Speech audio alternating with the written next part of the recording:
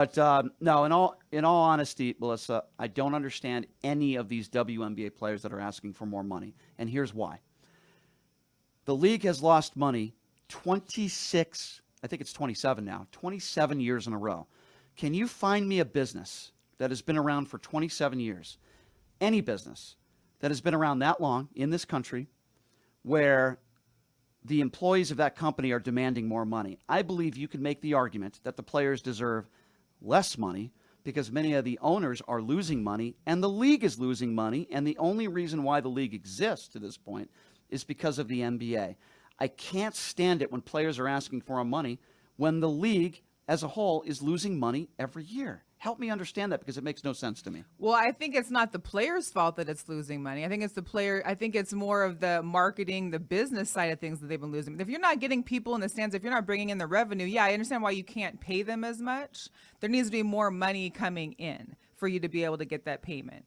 But yes, I believe they should have more money. I'm not saying they're making, NBA salaries, but the fact that, Becky Hammon can get $1 million coaching deal, and our team's cap is 1.4 million. It seems a little kind of.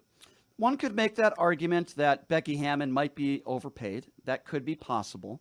I hear that. I think that's a fair argument. Well, I didn't say overpaid because I feel like she's compared to the team. Yeah. Right. I understand that. I think that's a fair argument to make. My issue, and I go back to what I said earlier, is can it be possible? And I ask you this question: can it just be now? Again, I'm going to preface this by saying I enjoy the WNBA. I go to just about every Aces game since they got here. I think it's a great environment. Bring your family. It's affordable. These are good people within this organization. I'll speak for the Aces. I am not against it, okay? However, I will say this. Can it be possible, Melissa, that it's not necessarily the WNBA's fault as far as the promotions? Can it be possible that maybe the product just isn't as good as some people would say? No, the product is good. Here's the deal. Then why are they not showing up? Would you buy tickets if you didn't have media?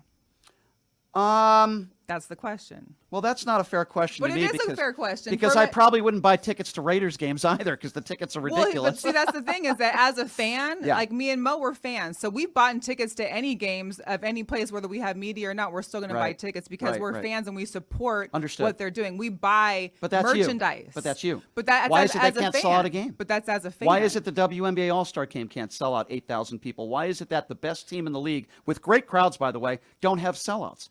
Is it just the mere excuse of, I guess I'll call it that, of they're not doing a good enough job promoting, or maybe the product just isn't that good? The product is there. I feel that there needs to be more done. The thing is, here's the issue, is that you see college women's basketball, how popular it is. And the reason I think there's a fluctuation between that and the WNBA is because the league only has 12 teams. Right. And you only have so many spots. And with these ladies staying until 39, 40, those spots are lessening and lessening. So you've got these great talent, like the girl in South Carolina. You've got girls at Stanford, these girls that are coming up that are huge for their schools.